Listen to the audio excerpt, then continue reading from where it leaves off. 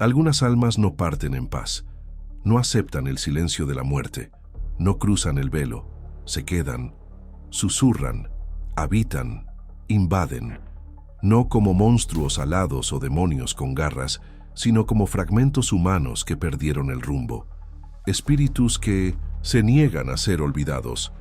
En el judaísmo tienen un nombre, Dibuk, no un demonio en el sentido cristiano, sino un alma desalojada, sin reposo, que busca refugio en el cuerpo de un vivo. Y con ello carga toda la angustia de la transgresión, del trauma, de la culpa y de la memoria que no quiere desaparecer. No hay gritos hollywoodenses aquí. El Dibuk actúa de forma más sutil, más simbólica. Es una voz que no es la tuya, un hábito que no reconoces, un deseo que parece venir de otro tiempo. En la tradición mística judía, esto no es metáfora, es un hecho, es espiritualidad viva.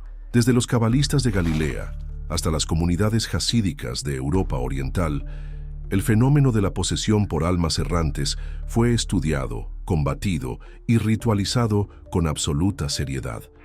No como superstición popular, sino como parte de una teología compleja, donde el mal no es una entidad externa, sino un desequilibrio en las estructuras cósmicas. La historia del Dibuk es también la historia del exilio, el exilio del pueblo judío, el exilio del alma del cuerpo, el exilio de la chispa divina de su origen. Todo vibra en capas. El mal, para los místicos, no es creación del maligno, es la ausencia de lo divino, una grieta en la luz. Y donde hay grieta, algo escapa, o peor, algo entra. El Dibuk es ese algo, es el eco de un alma que falló en su misión, que transgredió el orden espiritual y que ahora vaga, sola, desorientada, buscando una brecha. Y el cuerpo de alguien vivo se convierte en esa brecha. Pero ¿cómo nace este concepto? ¿Cómo un sistema espiritual centrado en mitzvot, mandamientos, ética y estudio de la Torá se abre a la idea de posesión? Hay que retroceder mucho, mucho tiempo atrás, a los desiertos, a los exilios, a las fronteras entre mitología y revelación. En los albores del pensamiento hebreo no había espacio para demonios autónomos ni para la idea de posesión como la conocemos hoy. El enfoque estaba en la alianza con el Dios único, y el mal era visto como consecuencia de la desobediencia, no como una fuerza personificada. Era un mal que surgía desde dentro, no desde fuera. Pero el mundo gira, los imperios caen, los pueblos se mezclan, y con ellos sus ideas, sus miedos, sus imágenes de lo invisible. Durante el exilio babilónico, los judíos entraron en contacto con el zoroastrismo, religión dualista que ya poseía jerarquías claras de entidades espirituales, ángeles, demonios, fuerzas del bien y del mal en guerra constante. Y aunque el judaísmo resistió la adopción directa de este dualismo, no salió ileso. Las escrituras posteriores al exilio comienzan a mostrar signos de esta tensión. Figuras como Satán, Azazel y más tarde Lilith adquieren contornos más densos. El mundo invisible se vuelve más poblado y más amenazador. Es en este suelo fértil, saturado de miedo y trascendencia, donde la idea de posesión comienza a germinar. No como dogma, sino como posibilidad. Y como toda posibilidad en el mundo judío, es debatida, confrontada, interpretada. Los rabinos del Talmud hablan sí de espíritus impuros, de Ruach Ra'ah, espíritu maligno, de fuerzas invisibles que rondan los cementerios y se aferran a los descuidados. Pero aún no es el Dibuk, aún no es el alma que invade. Es, por ahora, solo una presencia que contamina. El Dibuk vendrá después, cuando la Kabbalah haya tejido su red simbólica durante siglos. Cuando el concepto de Gilgul, transmigración de las almas, ya esté bien establecido. Cuando los cabalistas perciban que no todas las almas logran reencarnar como deberían, y que algunas, por crímenes graves o transgresiones espirituales, quedan atrapadas entre mundos. Y al quedar atrapadas, imploran, gritan, presionan, y a veces encuentran brechas. La entrada del Dibuk en el cuerpo de un vivo es más que un fenómeno espiritual. es una metáfora viva de la fragilidad de la frontera entre los mundos, entre lo sagrado y lo profano, entre el yo y el otro, entre el presente y el pasado. Por eso, el exorcismo judío no es un enfrentamiento brutal, es una negociación, un rito de escucha, un pedido de retorno, un juicio espiritual conducido por maestros que conocen los nombres, las oraciones, los sellos, las intenciones, y que saben que expulsar un alma no es lo mismo que derrotarla, es liberarla, o al menos reubicarla. Sin embargo, el Dybbuk también carga con algo que las religiones rara vez admiten. Es un espejo. No viene de fuera, viene de dentro, revela, acusa, habla con la voz del trauma ancestral, expone pecados, secretos, culpas ocultas. Por eso, su presencia siempre es incómoda. No solo acecha la casa, acecha el alma, y al hacerlo exige que se mire, que se confiese, que se cure. Este guión será un viaje. En él nos sumergiremos en los subterráneos del pensamiento místico judío.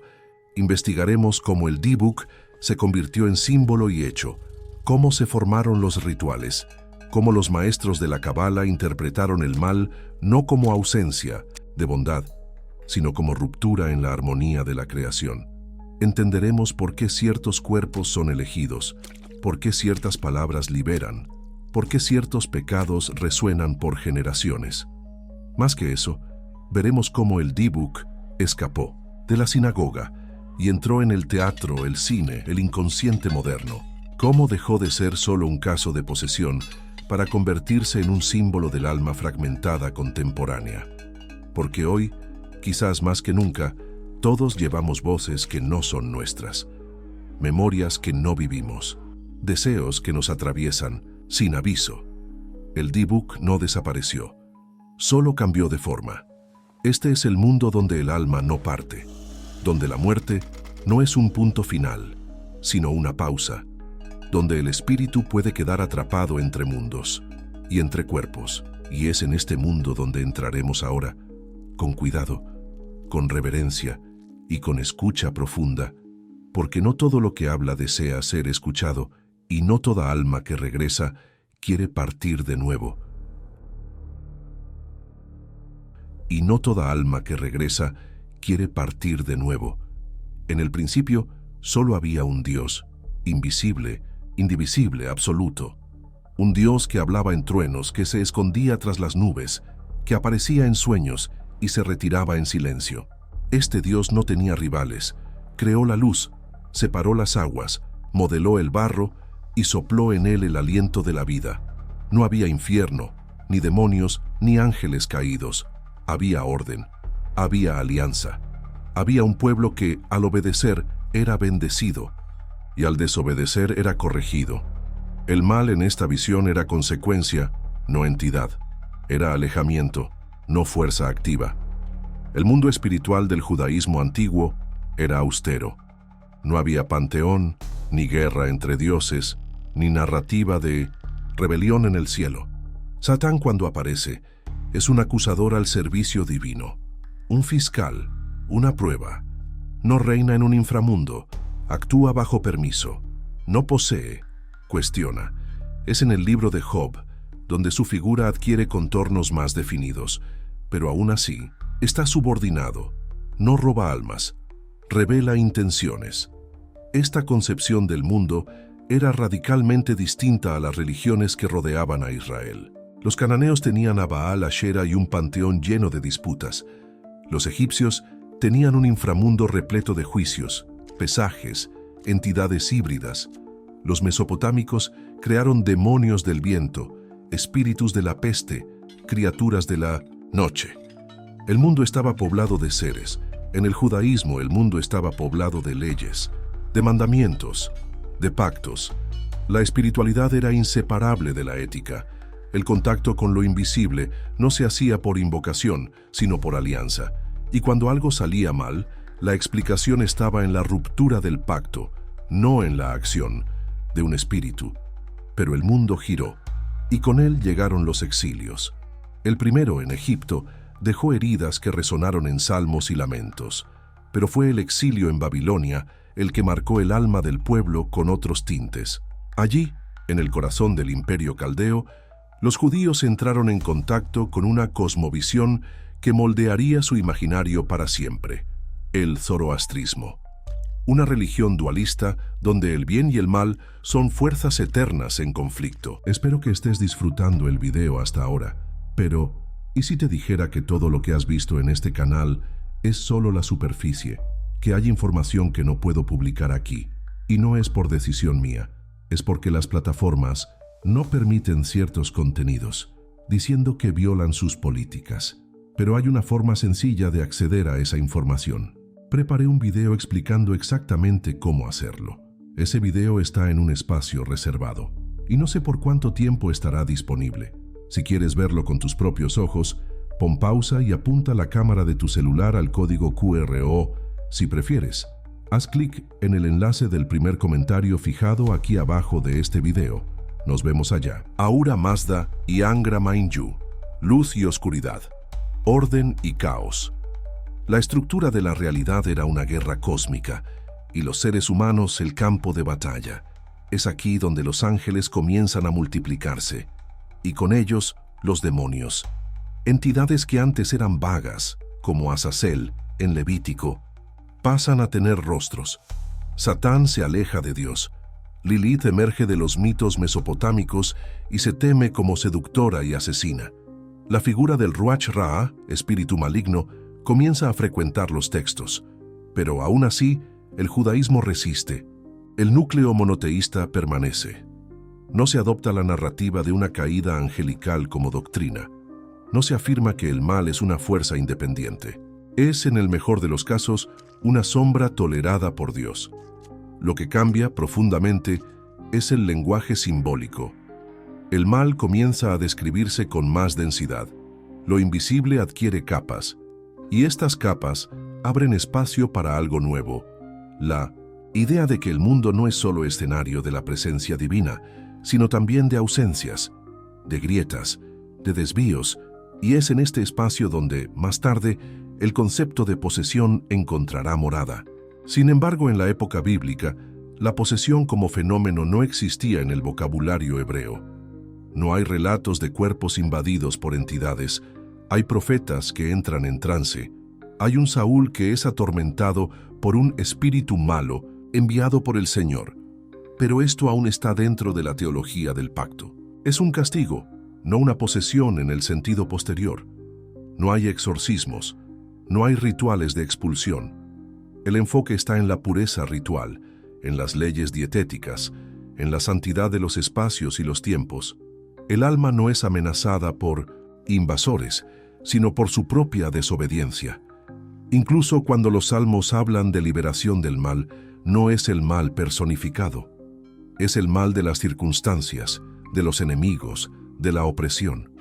El mal, como presencia, aún no tiene cuerpo. Pero esto está a punto de cambiar, porque el contacto continuo con culturas demonológicas, babilonios, persas, griegos, irá poco a poco insertando fisuras en este sistema. El judaísmo se expande y con él el lenguaje espiritual absorbe nuevas formas de describir el sufrimiento, el pecado, el desvío. Y este nuevo lenguaje exigirá nuevas herramientas. En el período intertestamentario, especialmente en textos apocalípticos como los de Enoc, la cosmología judía se vuelve más compleja. Los vigilantes, ángeles que caen por unirse a mujeres humanas, engendran a los nefilim, gigantes que corrompen la tierra. Esta narrativa es un puente directo al imaginario de la posesión, seres celestiales que invaden cuerpos terrenales, con consecuencias desastrosas. Aunque nunca fue canonizada, esta literatura influyó profundamente en el pensamiento posterior, especialmente en el cristianismo naciente. Es curioso notar que, en el Nuevo Testamento, los exorcismos son una de las principales marcas del ministerio de Jesús. Él expulsa demonios con autoridad. Los cuerpos poseídos hablan con él, reaccionan, imploran. Y aquí la posesión se convierte en un fenómeno central de la espiritualidad cristiana. El mal ahora tiene voz, tiene nombre, tiene agencia. Este es un salto simbólico, un nuevo paradigma, donde el mal no es solo ausencia, es presencia invasiva. El judaísmo tradicional, sin embargo, retrocede. Reconoce la aparición de estos elementos en sus textos marginales, pero no los coloca en el centro. En el Talmud, los casos de posesión son raros, casi folclóricos. Hay maestros que enfrentan espíritus impuros, como Hanina ben Dosa, pero esto no se convierte en regla ni en rito oficial. Los rabinos prefieren mantener el enfoque en la Torá, en la ética, en el estudio. Y si lo invisible amenaza, se lo combate con mitzvot, mandamientos, con pureza, con disciplina espiritual, no con rituales de confrontación. Aún así, el mal está allí, silencioso, esperando. Y los cabalistas lo verán, con ojos más abiertos, con lenguaje más audaz. Dirán que el mal es parte de la propia estructura de la creación, que cuando la luz divina se vertió en los vasos de la existencia, algunos se rompieron, y en esos fragmentos se esconde el caos. Esta es la semilla del concepto de Qliphoth, las cáscaras, del mal como sombra del bien, del mal como distorsión de lo sagrado, y, con ello, el camino para entender al Dibuk quedará pavimentado. Pero antes de que el Dibuk surja con nombre y forma, el judaísmo necesitará sumergirse más profundamente en su propia mística. Necesitará aceptar que hay dolores que no pasan, almas que no parten, y memorias que hablan por bocas que no las vivieron.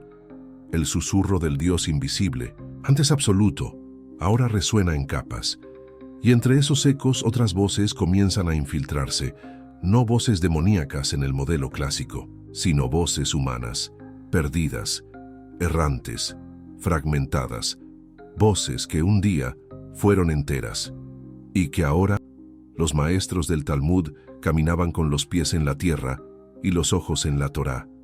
Sus debates eran agudos, sus interpretaciones vastas y su espiritualidad anclada en la letra y la tradición. El mundo se regía por mitzvot, mandamientos, y la relación entre lo divino y lo humano se daba a través de la práctica constante de la ley.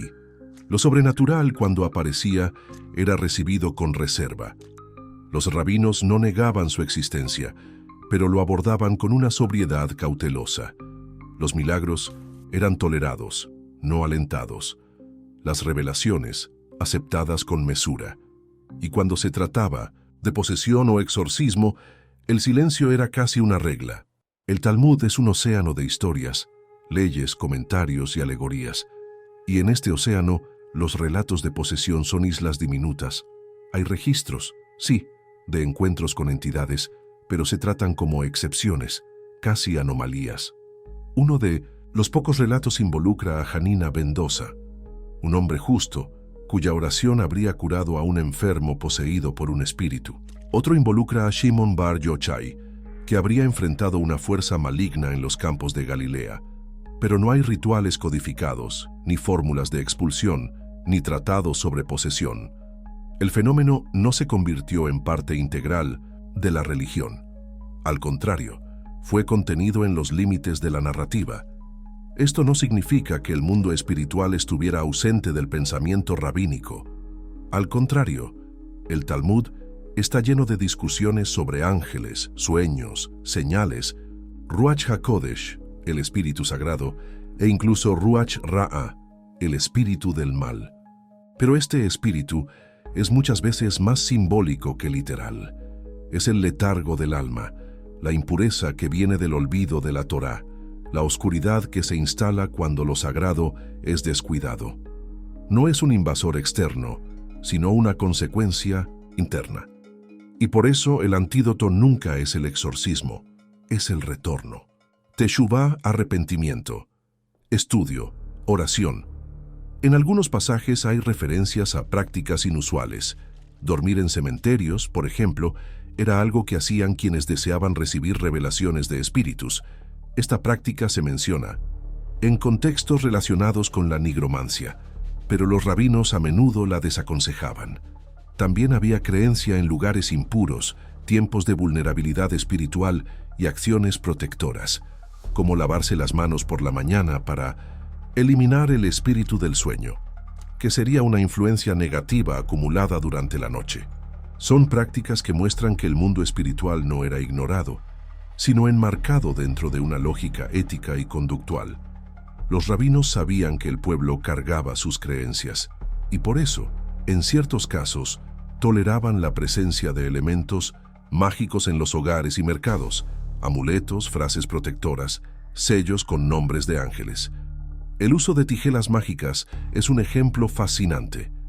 Encontradas en excavaciones por toda Babilonia, estas tijelas estaban inscritas con encantamientos en arameo y se enterraban boca abajo bajo las casas, como forma de atrapar espíritus impuros. Aunque nunca fueron formalmente avaladas por el rabinato, revelan una espiritualidad popular que dialogaba con el miedo a lo invisible y lo combatía con palabras sagradas. Estas tijelas, por cierto, son las ancestras simbólicas del exorcismo judío. En ellas vemos el embrión de lo que más tarde se convertiría en el enfrentamiento ritual con el Dibuk. Pero, en esta etapa, el espíritu aún no se identifica como alma errante. Es una entidad externa, maligna, que debe mantenerse alejada, no convencida de partir. El lenguaje es de aprisionamiento, no de reconciliación. La magia aquí es defensiva, no integrativa. La distinción entre estas prácticas y el exorcismo cristiano es fundamental. Mientras que en el cristianismo la posesión se combate como una batalla directa entre Cristo y Satanás, un duelo cósmico representado en el cuerpo del poseído, en el judaísmo la lógica es otra. No hay un binarismo absoluto. No hay un demonio universal que derrotar, hay fallas en la armonía espiritual, y estas fallas se tratan con oración, estudio, ayuno. El enfoque está en la rectificación del alma, no en la expulsión de un invasor. El alma no se ve como territorio conquistado, sino como espacio a purificar. Aún así, el fenómeno de la posesión no desaparece, solo cambia de forma. Si el Talmud lo contiene, el misticismo lo rescata, y este rescate comienza a tomar forma con el surgimiento de los primeros movimientos cabalísticos. En las escuelas de Provenza, Cataluña y más tarde en Safed, los místicos reinterpretarán el mal como una estructura espiritual. Afirmarán que el universo no es solo luz, sino que hay oscuridad en el corazón de la creación. Y es en esta oscuridad donde habitan los espíritus perdidos, no como demonios, sino como almas en tránsito, almas que no lograron cumplir su viaje. Es en este punto donde comienza a formarse el concepto de Gilgul, la transmigración de las almas, una doctrina que afirma que el alma humana no vive solo una vez, sino múltiples veces, en busca de corrección. Pero ¿qué pasa con aquellas que no logran reencarnar? Las que erraron demasiado o murieron en un desequilibrio tan profundo que no encuentran lugar. Es aquí donde surge la figura del Dibuk, un alma no solo perdida, sino atrapada, un alma que, en su desesperación, se aferra al cuerpo de otro. Este concepto aún está lejos de los tratados talmúdicos, pero los gérmenes están allí, en las preocupaciones por la impureza, en los relatos de espíritus, en las precauciones contra el Ruach Ra'ah. La sensibilidad hacia lo invisible ya existía. Solo faltaba un nuevo lenguaje simbólico que permitiera nombrar aquello que se negaba a ser olvidado. Y ese lenguaje llegaría. Con la Cábala, con el Zohar, con Isaac Luria, con los cabalistas de Safed, con la lenta e inquietante percepción de que el mundo no se rige solo por leyes, sino también por memorias, y algunas memorias se niegan a morir. Antes de que el exorcismo se convirtiera en una ceremonia dramática, antes de que las almas errantes recibieran nombre y destino, el judaísmo lidió con lo invisible a través de la protección. No de la expulsión, sino de la contención. Lo que se hacía no era necesariamente enfrentar al espíritu, era bloquear su entrada, sellar la casa, el cuerpo, el alma, crear barreras donde la Torá no podía llegar directamente. Y para ello, surgieron objetos discretos pero profundamente simbólicos. Tijelas mágicas, amuletos, inscripciones protectoras, encantamientos en arameo que convertían lo cotidiano en un campo ritual invisible. Las tijelas mágicas son, quizás, los testimonios más fascinantes de esta práctica. Encontradas principalmente en la región de Babilonia, datadas entre los siglos V y VII de la Era Común, revelan una espiritualidad viva, activa, adaptable, hechas de cerámica simple, con frases escritas en espiral por escribas anónimos. Estas tijelas se enterraban boca abajo bajo las casas, puertas o alrededor de cementerios. El objetivo: atrapar entidades espirituales que vagaban por el mundo, evitar que cruzaran los umbrales, hacer que se perdieran en los laberintos de las letras sagradas. Estas inscripciones, escritas en arameo judío o siríaco, no eran invocaciones a demonios, sino instrucciones para mantenerlos alejados.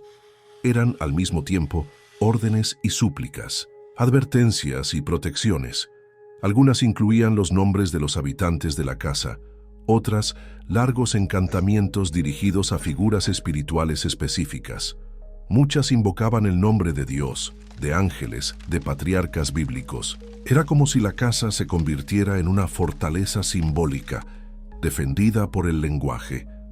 Este uso ritual de la escritura no es un mero detalle. Para el judaísmo, la letra tiene vida. La creación del mundo se da a través de la palabra. Dios habla y el mundo surge.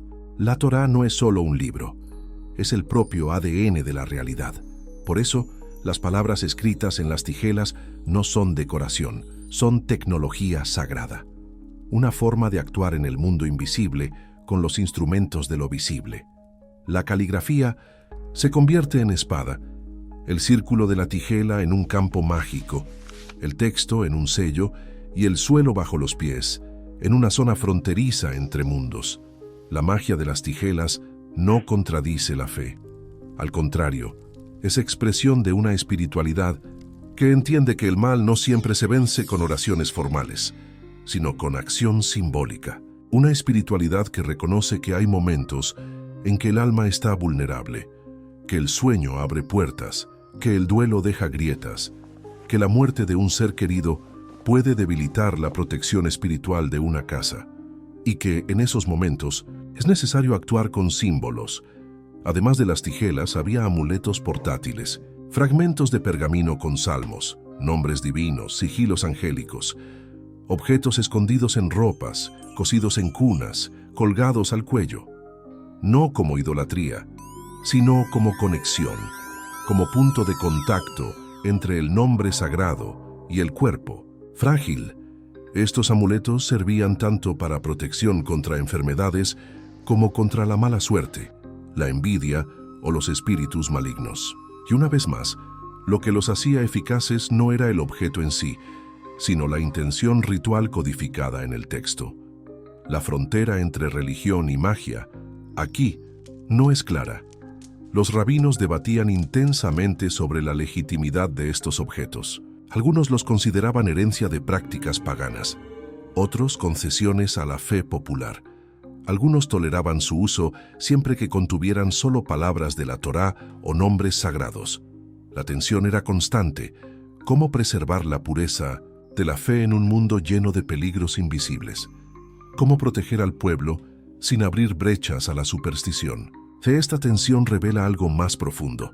El judaísmo nunca fue una religión aislada en Torres de Marfil. Siempre dialogó con el entorno en que vivía. Se adaptó, incorporó elementos externos con filtro crítico. La práctica de las tijelas mágicas, por ejemplo, tiene paralelos con culturas persas, mesopotámicas e incluso grecorromanas. Pero en el contexto judío adquiere un tono particular, el tono de la palabra como escudo. El encantamiento no es una súplica al demonio, es un decreto del orden divino. El amuleto no es un fetiche, es un microcosmos. Otro elemento destacable de estas prácticas es el uso de nombres. Nombres reales, nombres sagrados, nombres secretos. En la mística judía, saber el nombre de algo es conocerlo. Y conocerlo es, en cierto sentido, dominarlo. Los encantamientos a menudo enumeraban los nombres de los espíritus que debían mantenerse alejados. nombres que a veces resuenan con entidades conocidas, Lilith, Ashmedai y otros. Nombrar es reconocer, y reconocer es limitar. Un espíritu nombrado es un espíritu desarmado. El poder del nombre no se limita a los espíritus, se extiende a los Isam, nombres de Dios, especialmente a aquellos considerados impronunciables. El tetragrama IEHVH aparece con frecuencia en los amuletos, pero siempre disfrazado, encriptado, permutado, porque pronunciar el nombre es un acto peligroso, es un gesto ritual. El nombre sagrado no es sonido, es vibración, y su presencia en un texto lo hace vivo. Por eso los escribas ritualizaban la escritura, se lavaban las manos, rezaban, entraban en un estado de intención pura. El amuleto, en este sentido, era un cuerpo espiritual. Pero no todos los objetos eran escritos. Algunos usaban símbolos gráficos, estrellas, sellos de Salomón, círculos concéntricos, figuras geométricas con significados ocultos. Estos dibujos no eran meros adornos, eran fórmulas, códigos visuales que operaban como barreras para lo invisible. El símbolo, como siempre, era lenguaje, y el lenguaje es acción. El uso de estas herramientas revela una teología implícita, la de que el mal no puede ser ignorado, debe ser contenido, neutralizado, sellado. El silencio no basta. Hay que nombrar, dibujar, escribir, entonar. Hay que convertir al mundo en un campo simbólico donde el alma pueda caminar con seguridad. Porque aunque la Torá sea un escudo para quien la estudia, la vida cotidiana exige sus propias protecciones, y el judaísmo, con su sabiduría milenaria, lo entendió. Estas prácticas sobrevivieron. Hoy en día, aún se venden amuletos con los 72 nombres de Dios. Los niños usan colgantes con versículos.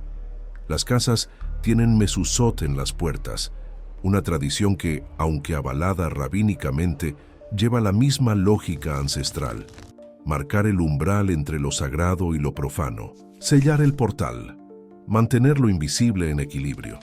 Pero hay algo más profundo aquí. Estas tijelas, estos encantamientos, estos textos arameos enredados y circulares, son los precursores de algo que vendría después, de un nuevo tipo de ritual, de un nuevo tipo de presencia espiritual, de un nuevo tipo de entidad. Aquella que no solo ronda, sino que entra. Aquella que no es solo espíritu, sino alma. Aquella que ya no puede ser contenida en tijelas, porque ya encontró un cuerpo. La Cábala no surgió como ruptura, sino como retorno. Una inmersión silenciosa en el lenguaje de la creación, en la estructura simbólica del mundo. En 1900, el intento audaz de comprender lo absoluto, no mediante dogmas, sino mediante correspondencias. Si la Torá era la letra visible de lo divino, la Cábala era su gramática oculta. Y en esta gramática, el mal no era solo un error, era un lenguaje truncado, un verso que escapó de la métrica sagrada, un nombre mal pronunciado, un vaso roto. Con el surgimiento del Zohar en el siglo XIII, la cosmología judía comenzó a hablar con imágenes mucho más audaces.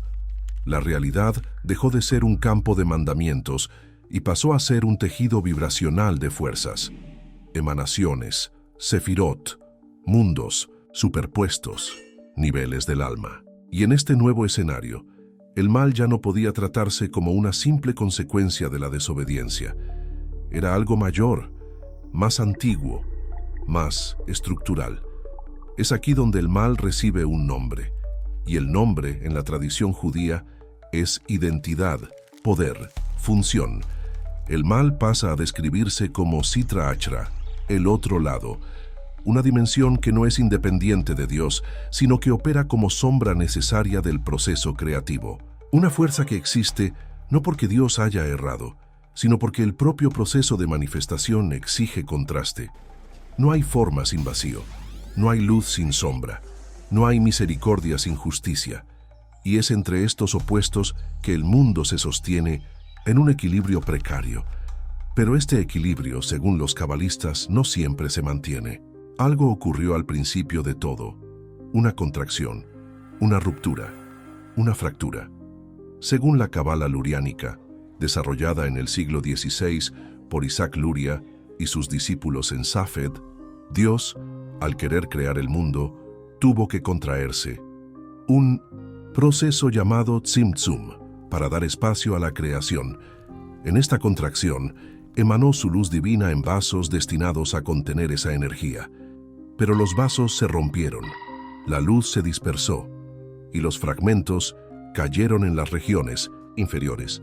Estos fragmentos son los Qliphoth, literalmente las cáscaras, estructuras espirituales que contienen vestigios de la luz divina, pero que están deformadas. El mal, entonces, no es ausencia pura. Es un reflejo distorsionado de la propia luz, una luz caída, fragmentada, atrapada, y es esta luz prisionera la que busca regresar, la que busca un cuerpo, la que busca voz. Aquí el mal deja de ser metáfora y se convierte en entidad, pero no una entidad creada por Satanás, sino una expresión trágica de lo divino interrumpido. Esta concepción lo cambia todo, porque no ve al mal como un enemigo externo, sino como una herida interna del propio cosmos. Y si el mundo está herido, el alma también lo está. Si hay Qliphoth afuera, hay Qliphoth adentro. El ser humano se convierte en espejo del drama divino, y la historia del alma pasa a ser el reflejo de la historia de la creación. Vasos que se rompen, luces que se dispersan, chispas que buscan reintegración. Es en este contexto donde los conceptos de Gilgul, Ibur y Dibuk adquieren densidad. El alma humana deja de ser una entidad única y pasa a ser un campo de transición. La reencarnación, Gilgul, es ahora vista como parte del proceso cósmico de reparación. Cada vida es una oportunidad de rectificar la falla, de recoger chispas perdidas, de restaurar el equilibrio original. Pero no todas las almas lo logran.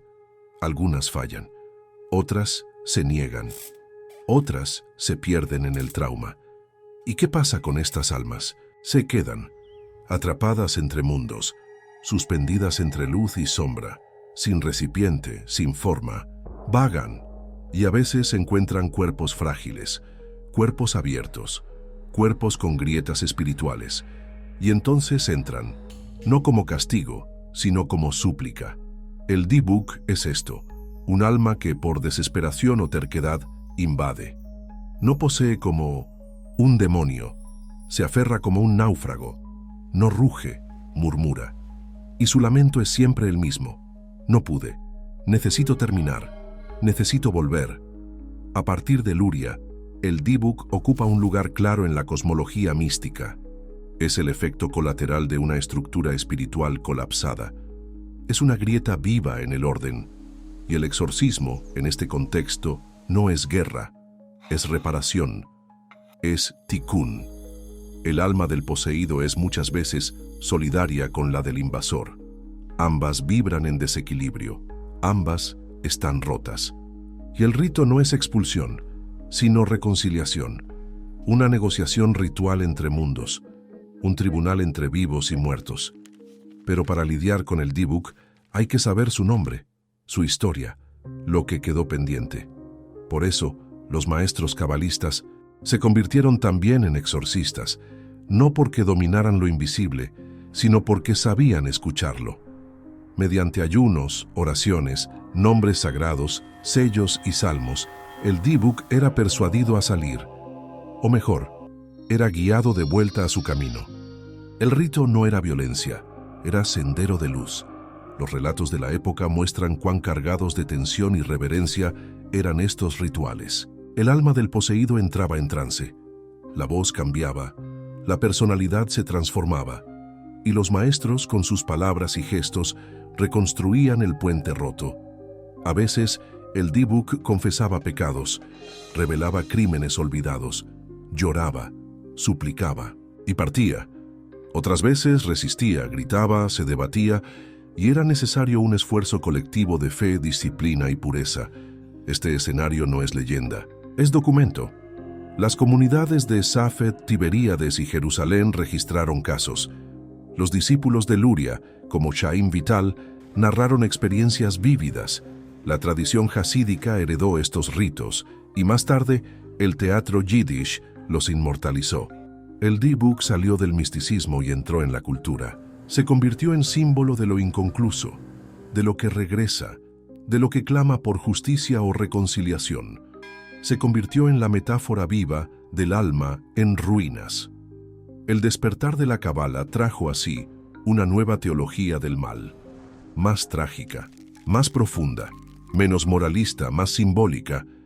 El mal dejó de ser un error, pasó a ser una función, una fase del proceso, una caída que pide elevación, un desvío que pide retorno.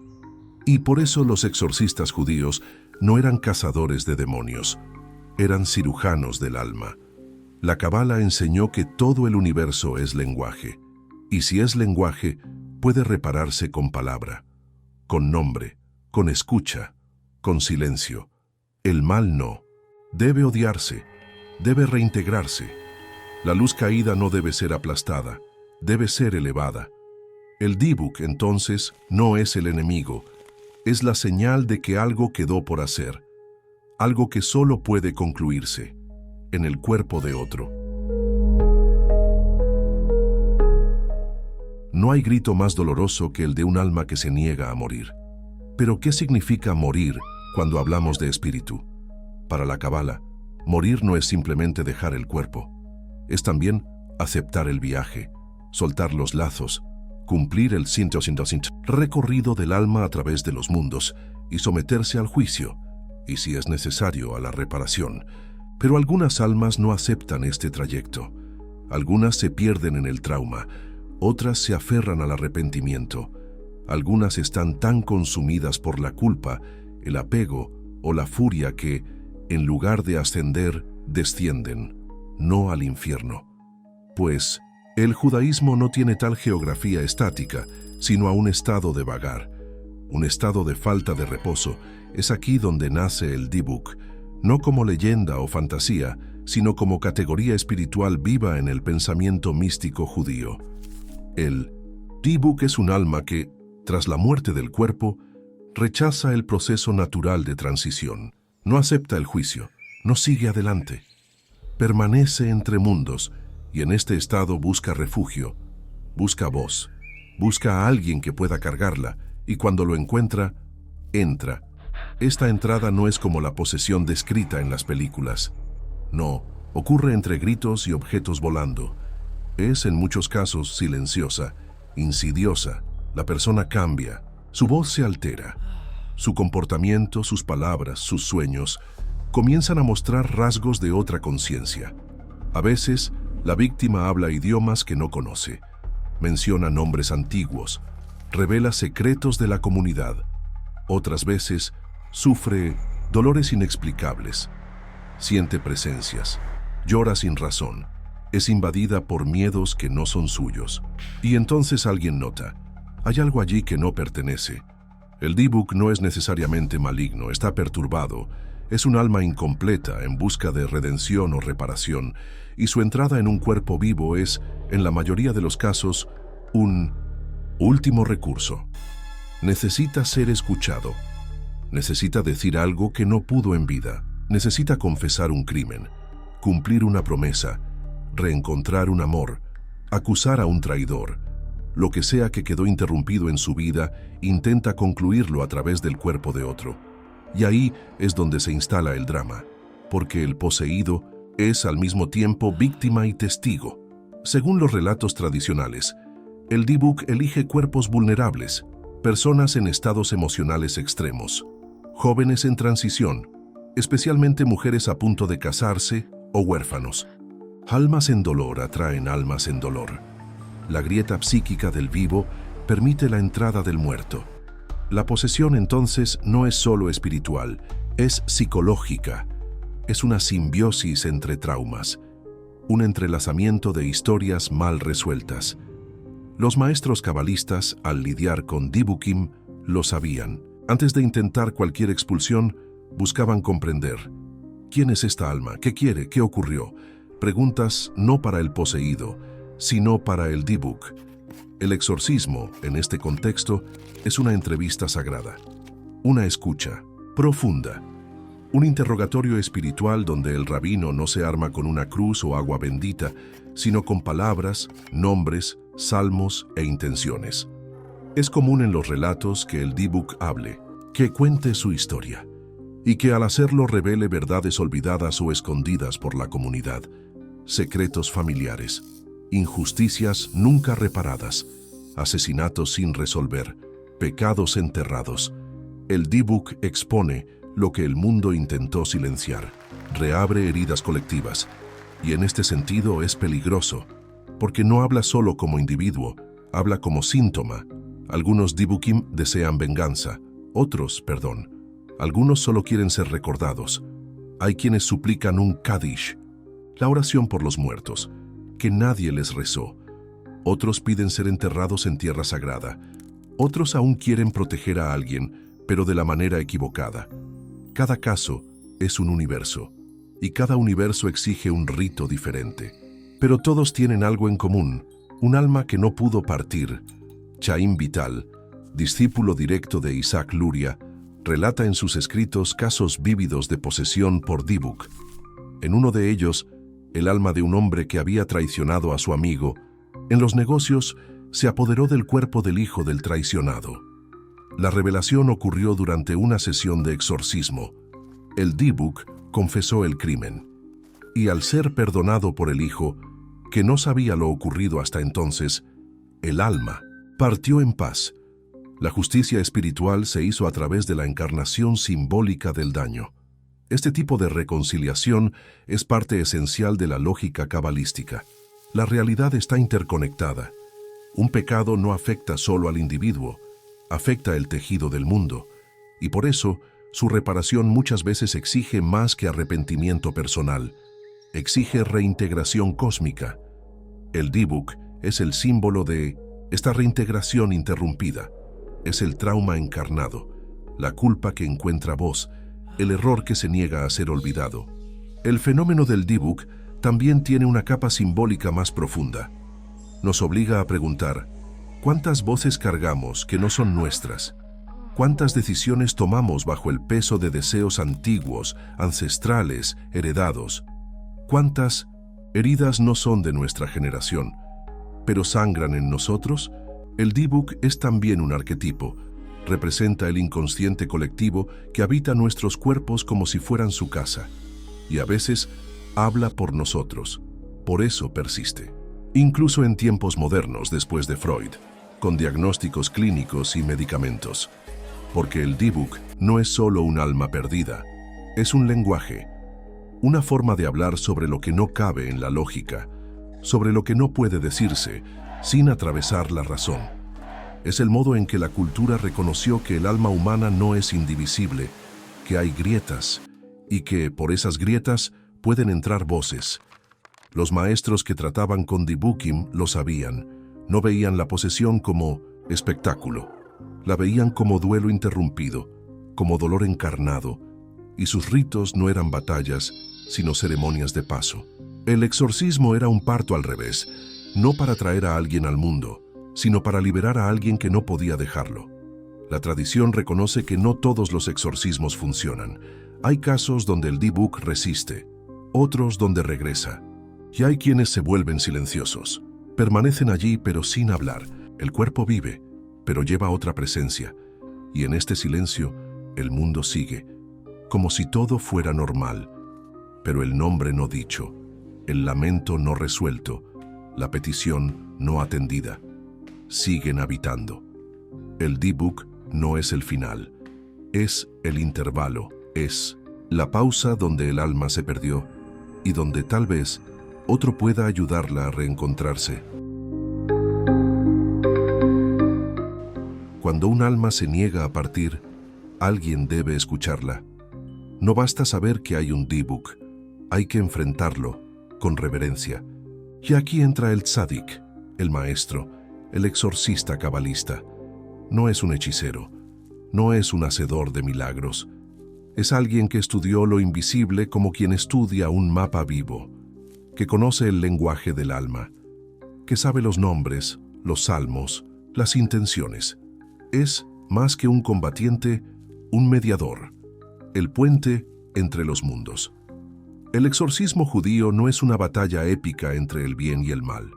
Es una ceremonia, un rito, una reconstrucción. Cuando se identifica un dibuk, el tzadik no procede a la expulsión inmediata. Comienza con lo más importante, escuchar. La posesión para el misticismo judío no es una invasión arbitraria. Es un mensaje, es un llamado. Y la primera tarea del exorcista es entender por qué esa alma entró en ese cuerpo, qué lazo la trajo, qué dolor la mantiene allí. El proceso comienza con ayuno, purificación ritual, oración. El tzadik se prepara a sí mismo, porque sabe que su cuerpo y su alma serán los instrumentos del rito. Puede reunir a una pequeña comunidad, testigos espirituales, o puede actuar en secreto, pero siempre con respeto. El dibuk no es insultado, es interrogado, invitado a hablar, a decir su nombre, su historia, su deseo. El tzadik pregunta, y el dibuk responde, a través de la boca del poseído. Este momento es intenso. La voz del dibuk suele ser distinta, más grave, más antigua, a veces en otro idioma, otras en lamentos incoherentes. Pero el tzadik escucha, sabe que, al dar voz al alma errante, le permite completar lo que quedó interrumpido. Puede ser una súplica de perdón, una confesión, un secreto. Hay casos documentados donde el dibuk reveló crímenes ocultos, traiciones familiares, o incluso señaló el lugar de un cuerpo no enterrado con honor. La verdad, al ser dicha, abre el camino, pero no siempre el dibuk coopera. A veces resiste, miente, se esconde, se burla. En esos casos el tzadik eleva el nivel ritual. Puede recitar salmos específicos, especialmente los que tratan sobre arrepentimiento, dolor y justicia. Puede usar el nombre de Dios en permutaciones cabalísticas. Puede trazar círculos en el suelo, con tiza o cenizas. Dentro de ellos inscribe los nombres de poder, letras hebreas que forman palabras símbolo. Crea así un espacio seguro, un campo liminal. Allí, el alma no puede mentir. El tzadik puede sostener una cuerda ritual, colocar al poseído dentro de un círculo o incluso usar un shofar, el cuerno de carnero que se toca en los días sagrados. Su sonido, según la tradición, rompe las barreras del corazón. El sonido del shofar es más que un llamado, es un choque de realineamiento espiritual. A veces es lo que falta para que el dibuk ceda. Pero el objetivo nunca es destruir, es guiar. El alma errante debe entender que su permanencia allí es antinatural. Debe aceptar que su misión falló, o que ya se cumplió, y que su tiempo terminó. El tzadik no impone, convence. Por eso, muchos exorcismos duran días, sin gritos, sin dramatizaciones, solo largas horas de escucha, oración y presencia. Hay registros históricos notables. En Safed, en el siglo XVI, casos relatados por Chaim Vital muestran dibukim que entraban en trance y recitaban versículos enteros con una entonación que el poseído nunca habría aprendido. Otros revelaban nombres de rabinos muertos. Hay un relato famoso donde el dibuk, al ser interrogado, confesó que no había terminado de estudiar cierto tratado talmúdico y que necesitaba ayuda para completarlo espiritualmente antes de seguir adelante. Y detalle es clave. Para la Kabbalah el estudio también es rito. Aprender Torah, rezar, meditar. Todo eso repara el mundo. Y muchas veces el exorcismo involucraba no solo oraciones, sino actos de aprendizaje hechos en nombre del dibuk. Estudiar en su mérito, rezar en su nombre, reavivar su luz. Otros elementos podían usarse en el ritual: agua de lluvia, sal, aceites consagrados o incluso azufre, que simbolizaba purificación intensa. El tzadik podía amenazar al dibuk con erem, excomunión espiritual, no por odio, sino como último recurso. El dibuk temía quedar suspendido entre mundos, ser excluido incluso del reino de las almas perdidas. En muchos casos, el tzadik dirigía al dibuk a entrar en un objeto, una tijela, un frasco sellado, una prenda de vestir, y desde allí lo conducía fuera de la casa, del pueblo o lo enterraba en un lugar sagrado. Era un encaminamiento ritual, no una aniquilación, porque el alma, por más errante, sigue siendo una chispa divina y debe ser tratada como tal. La relación entre el exorcista y el poseído es de profunda confianza. El tzadik ve en ese cuerpo un campo de batalla sutil. Cuida, protege, resguarda. En muchos casos, el poseído no recuerda lo dicho durante el trance. En otros sale exhausto, con la sensación de haber cargado un peso que no comprendía.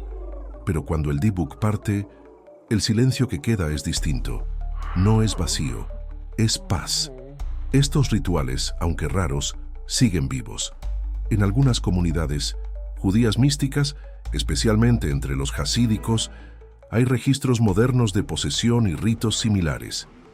En 1999, en una comunidad ortodoxa, un rabino lideró un exorcismo público que atrajo atención mediática. El fenómeno persiste, a veces literal, a veces simbólico, porque el dibuk, aunque cambie de forma, sigue siendo la misma señal. Algo quedó por decir. El tzadik, como figura, también permanece.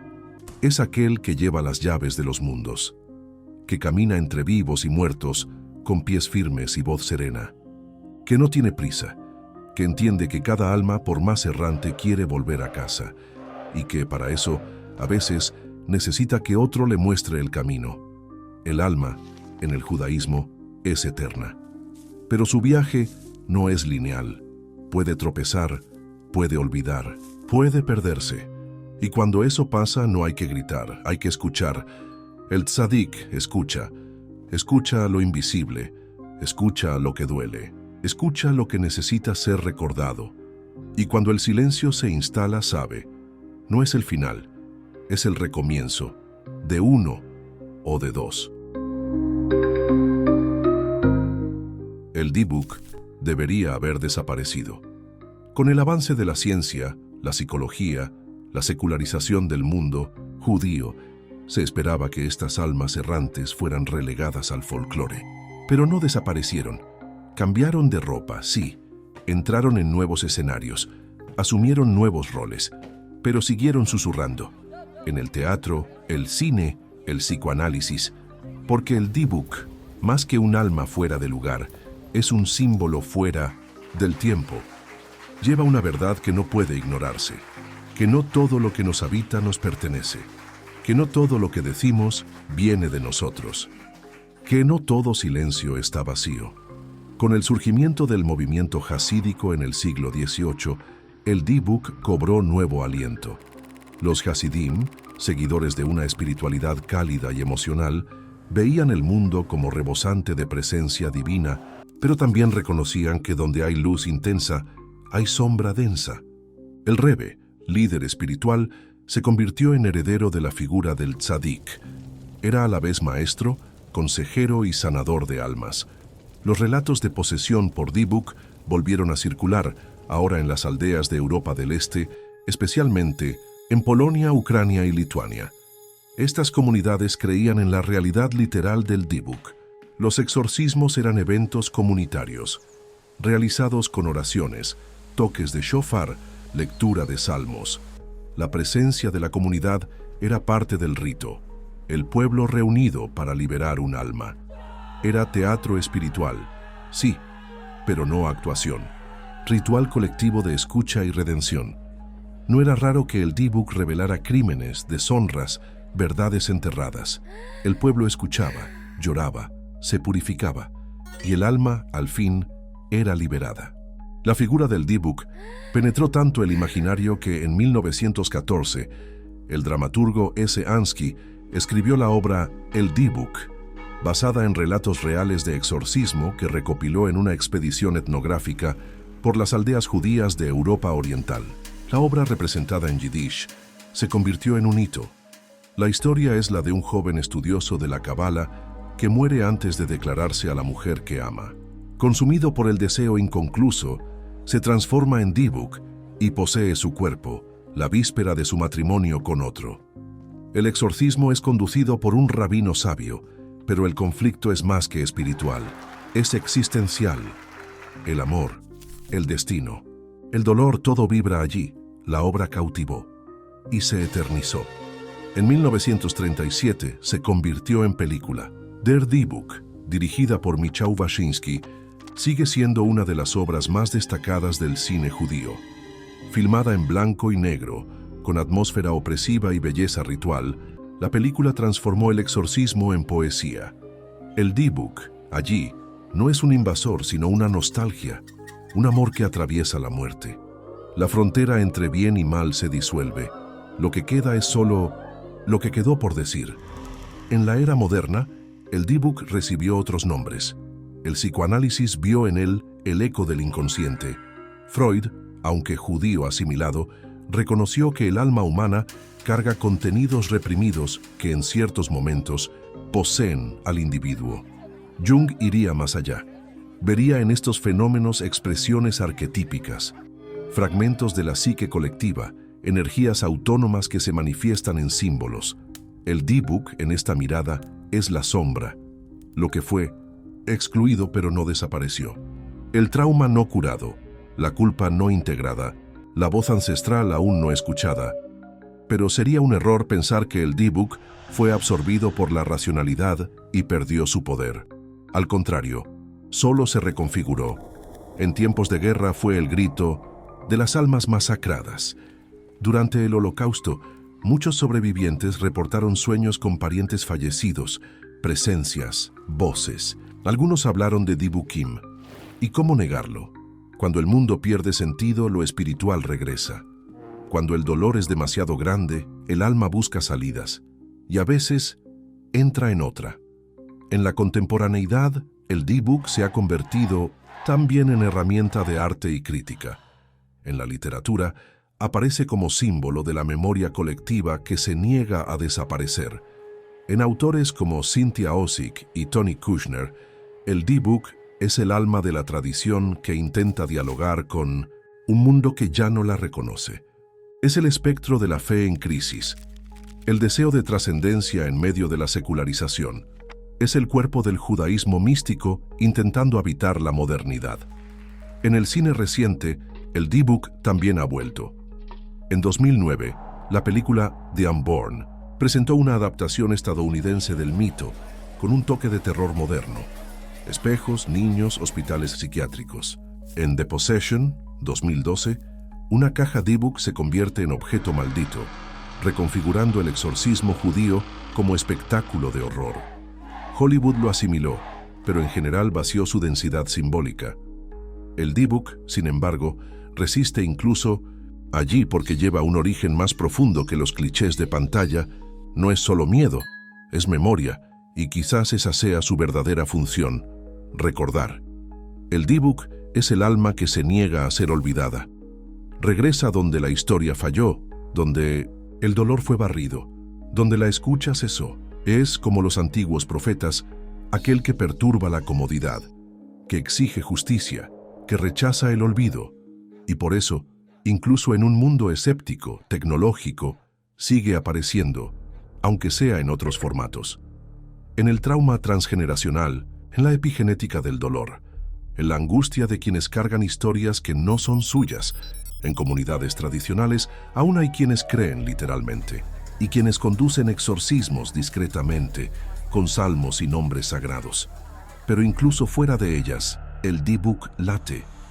Es el síntoma que habla, la ansiedad inexplicable, la sensación de no estar solo, la repetición inconsciente de patrones familiares. Es el cuerpo que llora una pérdida que desconoce, el miedo que no tiene causa, el deseo que parece no ser tuyo. Es la grieta por donde entra la historia. El Rebbe Nachman de Breslov decía: hay verdades que solo pueden decirse llorando. El Die-Book es una de esas verdades. Llora en nosotros, nos llama a integrar lo que excluimos, a recordar lo que enterramos, a escuchar lo que nos habita. Nos invita aún hoy a un tipo de exorcismo más profundo, el de todo aquello que no fue dicho. El de todo aquello que, si no es escuchado, encontrará un cuerpo para hablar. Porque el Die-Book no es el fin del alma, es su eco más insistente.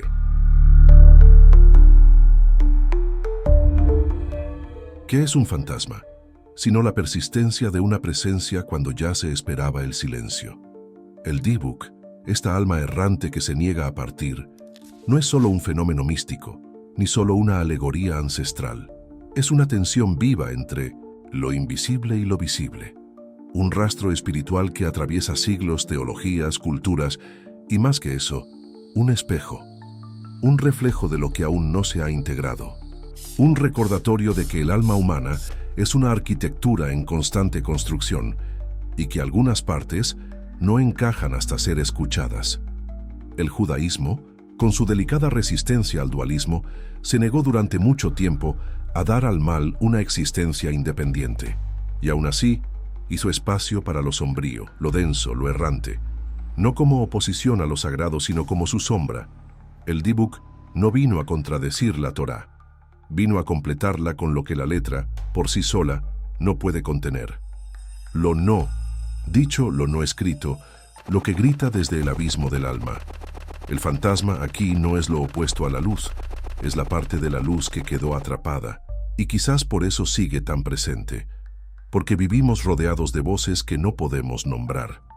Cargamos culpas heredadas, repetimos dolores que no son nuestros, soportamos silencios que no decidimos. El Dybbuk es ese otro que nos atraviesa, un otro que pide escucha, que exige presencia, que cobra un mundo más íntegro, aunque su forma sea el desorden. No se trata entonces de superstición, se trata de lenguaje, de simbolismo, de espiritualidad en estado bruto. El Dybbuk es una gramática del dolor colectivo, una forma que la cultura encontró para dar cuerpo al trauma, para decir, con lo sagrado, lo que la lógica no puede contener. Es un alma, sí, pero también un síntoma, un eco de la justicia no hecha, un susurro del nombre no recordado, un fragmento del mundo que se rompió y aún no se recompuso. Tal vez por eso el Dybbuk está tan cerca de la figura de Dios. No el Dios dogmático, distante, abstracto, sino el Dios que escucha, que se oculta para que el humano hable, que crea con silencio, que actúa entre líneas. El Dybbuk es, en cierto sentido, el fantasma de Dios en nosotros, no como posesión divina, sino como vacío sagrado. Ese hueco que solo puede llenarse con la reconciliación, con la reintegración de lo que fue exiliado, del cuerpo, de la familia, de la comunidad, de la memoria. Esta reconciliación no ocurre por la fuerza. El verdadero exorcismo no es una guerra, es un rito de retorno, una conversación entre mundos, una escucha activa que permite al alma errante volver a caminar. Pero para eso hay que reconocer su existencia, darle nombre, espacio, escuchar su dolor sin juzgarlo. El tzadik lo sabía, no gritaba, no violentaba, no humillaba, ofrecía presencia, y con eso creaba las condiciones para que lo invisible se liberara. En el mundo moderno este papel se ha fragmentado. Ya no tenemos maestros que escuchen lo invisible con la misma naturalidad, pero tenemos psicólogos, terapeutas, escritores, artistas, estudiosos. Cada uno a su manera lidia con Dybbukim, aunque no use ese nombre, porque los síntomas persisten, la ansiedad que no pasa, la repetición sin explicación, el miedo sin causa, la voz que no es nuestra pero insiste, la mirada vacía que, por un instante, parece pertenecer a otro. El Dybbuk moderno quizás no necesite shofar ni salmos, pero necesita escucha, reconocimiento, un espacio donde el dolor pueda hablar sin ser reprimido, porque sólo así se disuelve, sólo así parte. El fantasma, al fin y al cabo, no quiere asustar, quiere ser recordado. Lo que lleva no es odio, es historia, y la historia, cuando se escucha con reverencia, se convierte en sabiduría. No es casualidad que el Dybbuk reaparezca siempre que el mundo entra en colapso. Surgió en las aldeas oprimidas, en los pogromos, en los exilios. Volvió tras el Holocausto, y hoy, en tiempos de fragmentación identitaria, de crisis existenciales, de confusión espiritual, vuelve otra vez, no con voz ronca, sino con silencios pesados. No en posesiones dramáticas, sino en vidas que no saben a dónde ir. Aparece donde hay grieta, para recordar que allí hay algo que sanar. El judaísmo nunca tuvo dogmas fijos, siempre dialogó con el tiempo. Y quizás el Dibuk sea su forma más profunda de decir, estamos incompletos, la creación aún late, el mundo aún necesita reparación, y algunas almas aún no han encontrado descanso, sea porque fueron heridas, sea porque hirieron, sea porque sus historias no fueron contadas con verdad.